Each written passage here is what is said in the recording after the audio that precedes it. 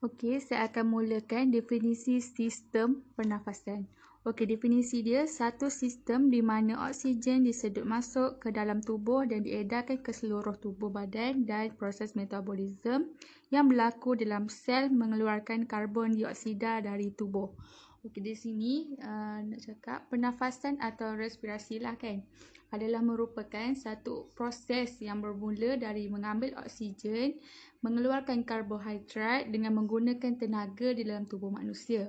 Okey, di samping itu juga manusia akan bernafas dengan mengambil oksigen di dalam udara bebas dan akan menghembuskan gas karbon dioksida keluar semula.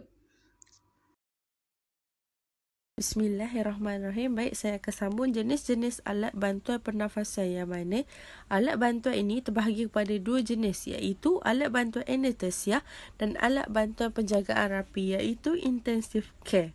Anestesia ni selalunya digunakan untuk pesakit yang mana di dalam operasi pembedahan tu dilakukan, yang mana pesakit ni tak mampu untuk bernafas dengan sendirinya. Itu bukan tak mampu bernafas lah, dia punya paru-paru tu tak kuat untuk menghirup udara yang mencukupi. Dia tak sedar, dalam pesakit ni dalam keadaan tak sedar, so paru-paru dia tu tak kuat untuk hirup udara yang mencukupi. Jadi mesin ni membantu untuk bekalkan gas oksigen yang mencukupi kepada pesakit, walaupun penghirupan udara dia tu minimum untuk pesakit.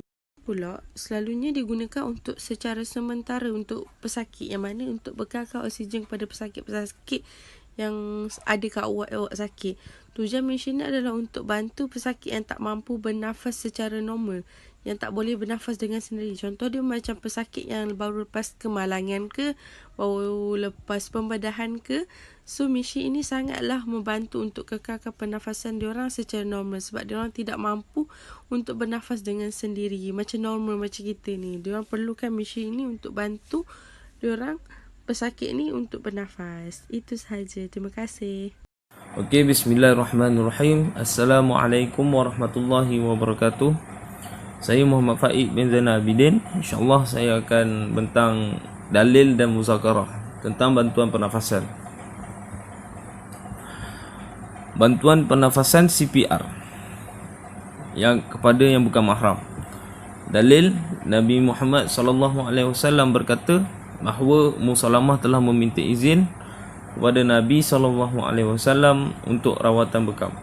Maka Nabi Muhammad SAW menyuruh Abu Taibah merawatnya. Hadis riwayat Muslim.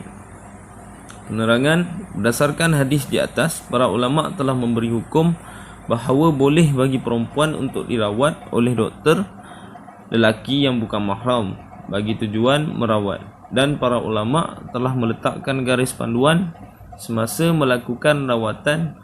Jika tidak dilaksanakan akan jatuh kepada hukum haram. Kaedah usul, darurat diambil sekadar keperluan sahaja dan darurat mengharuskan yang haram. Justru menggunakan perkara yang haram melebihi kadar keperluan dikala waktu darurat adalah berdosa.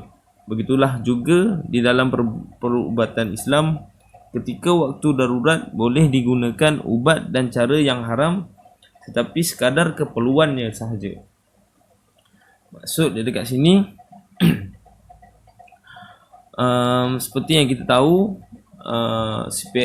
CPR, bantuan pernafasan CPR ni memerlukan bantuan daripada mulut ke mulut ataupun tekanan daripada dada tu kan. Kita tekan, macam itulah. Jika dilakukan kepada yang bukan mahram lah, ianya dibolehkan apabila terjadi kepada di dalam waktu yang darurat. Waktu semua orang tak ada, yang perempuan tak reti nak buat, tu yang mahram dia pun yang dia punya yang mahram lah, mahram dia tak boleh, tak reti juga nak buat. Jadi dibolehkan untuk yang bukan mahram melakukan CPR. Okey, seterusnya alat bantuan pernafasan, anestesia. bantuan pernafasan anestesia ini dibenarkan kerana ia membantu pesakit mendapat oksigen dalam keadaan tidak sedar. Ini membantu pesakit untuk terus hidup. Ulama berpendapat bahawa menghentikan hayat hidup atau eutanasia voluntary ataupun mercy killing seseorang sebelum dia disahkan mati dengan menggunakan apa-apa cara sekalipun, ianya adalah haram. Kerana ia menyerupai perbuatan membunuh dan ianya juga bertentangan dengan etika perubatan Islam di Malaysia. Sehubungan itu, selaras dengan kaedah fiqh, dalam keadaan darurat, setiap perkara yang ditegah boleh dilaksanakan.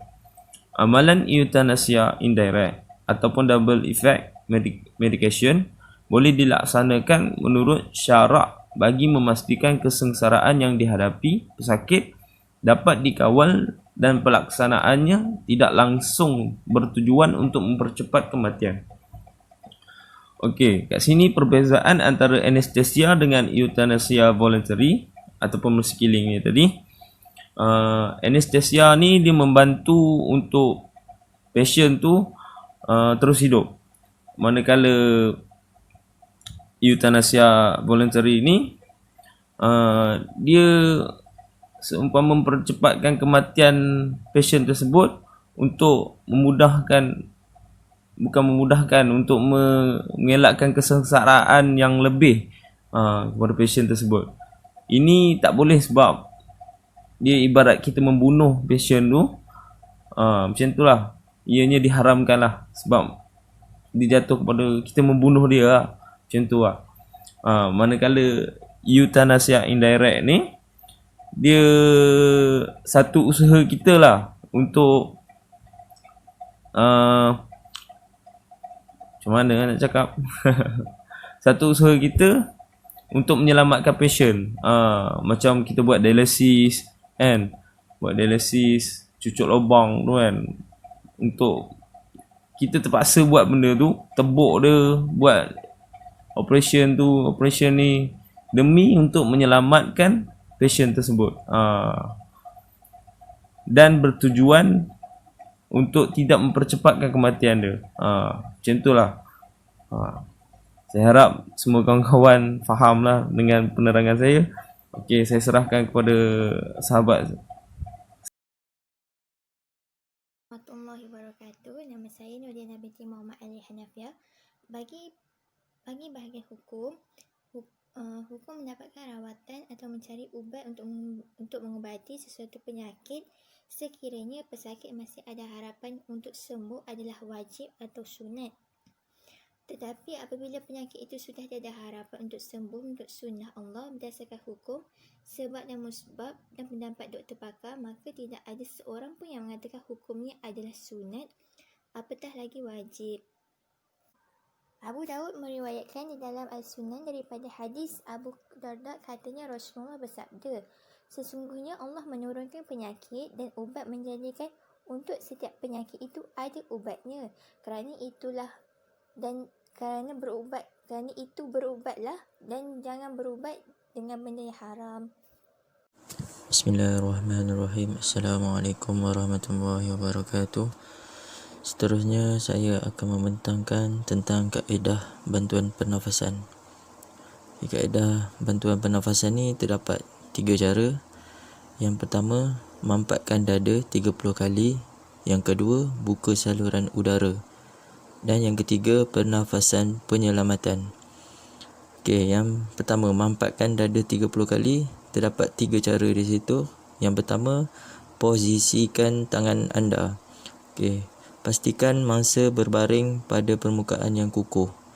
Kemudian duduk bersimpuh di sisi mangsa dan letakkan tapak tangan anda pada tengah-tengah dada mangsa. Okey, yang kedua, selang-selikan jari dengan memastikan lengan anda lurus. Tekuk tangan anda tadi dengan tapak tangan anda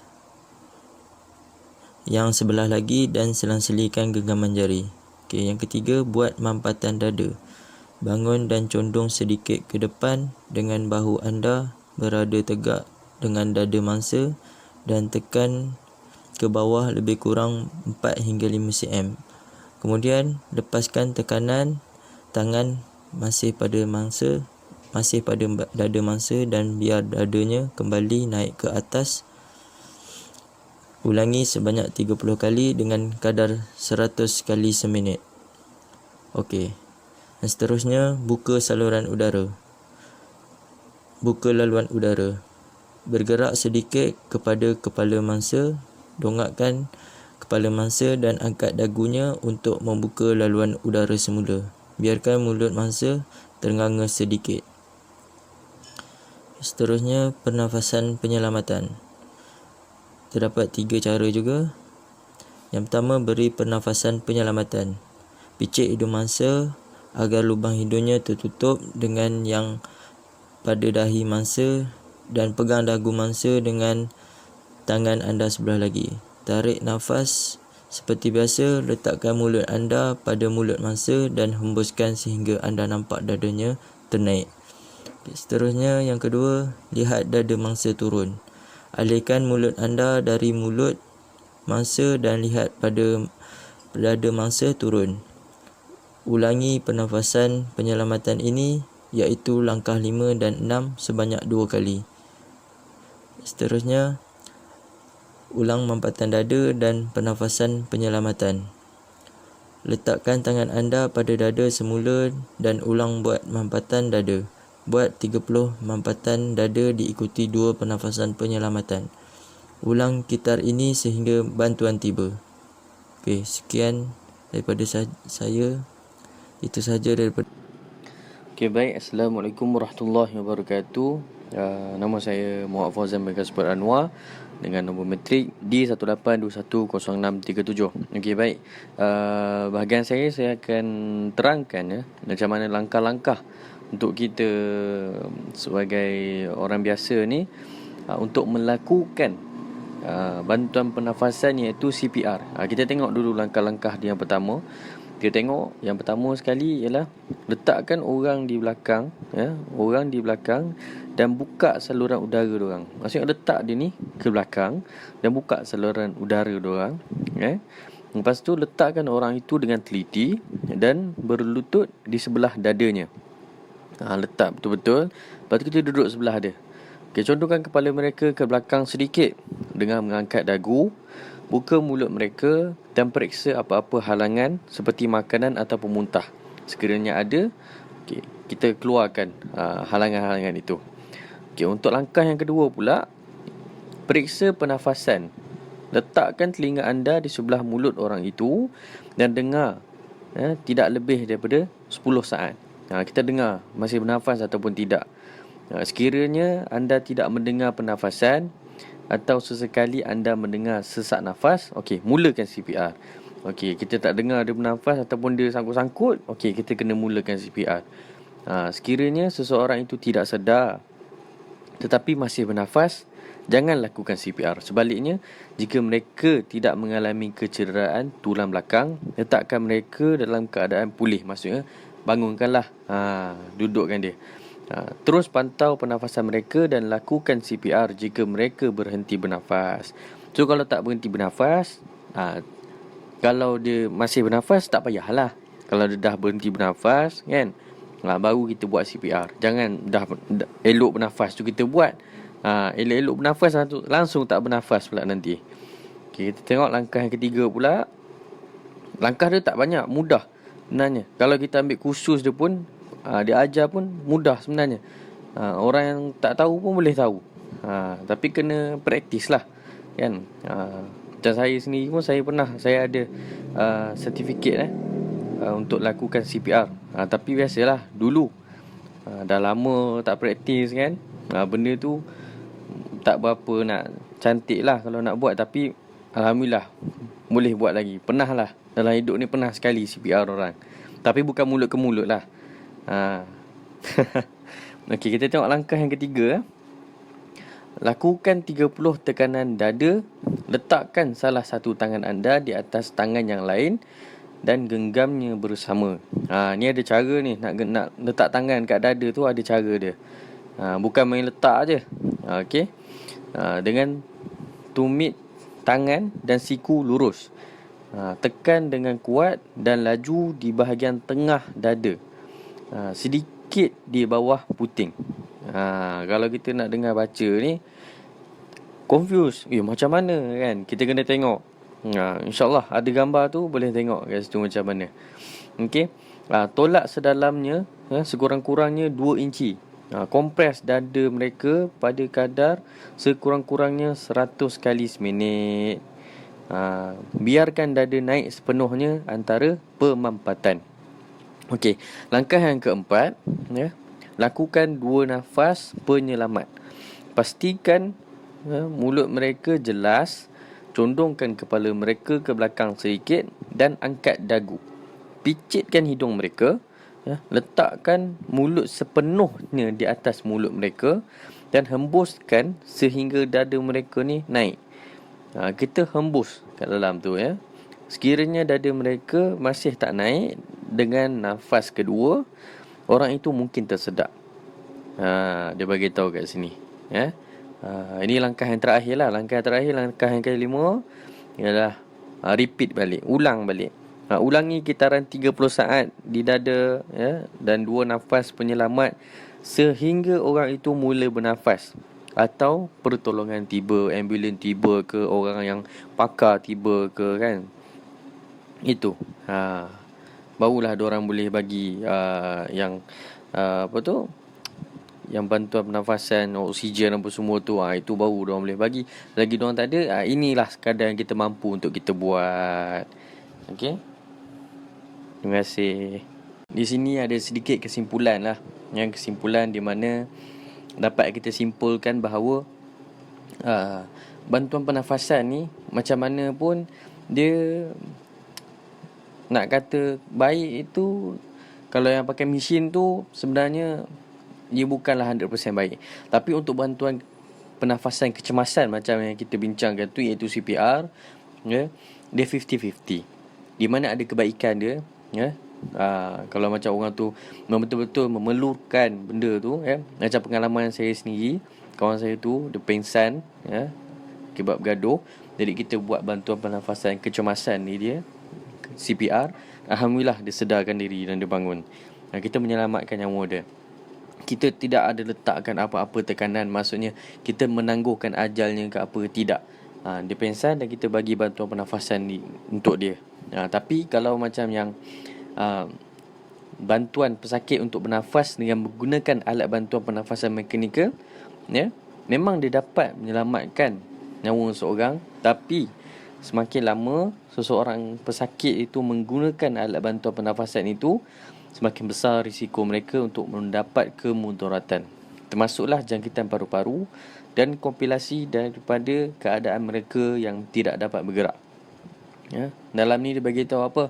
Contohnya masalah darah beku di kaki ataupun di paru-paru adalah sangat penting untuk mengenal pasti dengan awal masa pesakit boleh bernafas dengan sendiri, supaya bantuan pernafasan boleh dikurangkan secara berperingkat. Maksudnya di sini pun kita tak nak masukkan yang bantuan pernafasan yang pakai komputer tu apa semua. Bila cabut memang dia KO. Memang dia meninggal. Kita tak nak. Sebab itu dah kira paling hujung, last sekali.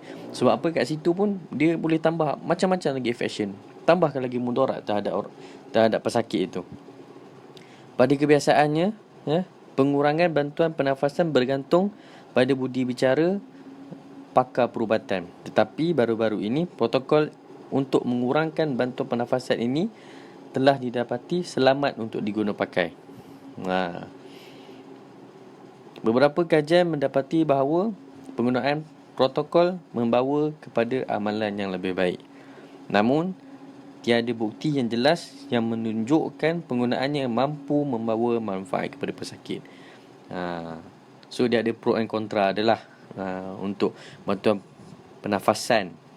Tapi kalau macam untuk CPR tu, dia lebih kepada kebaikan sebab kita membantu. Contoh, benda-benda yang emergency, kita tak ada alatan yang mencukupi, jadi itu sahaja ilmu yang kita ada, itu ialah salah satu cara yang dapat membantu kita. Jadi itulah sedikit sebanyak kesimpulan yang dapat kita simpulkan daripada topik bantuan kecemasan untuk CPR. Sekian, terima kasih. Wabillahi taufiq wal hidayah. Wassalamualaikum warahmatullahi wabarakatuh.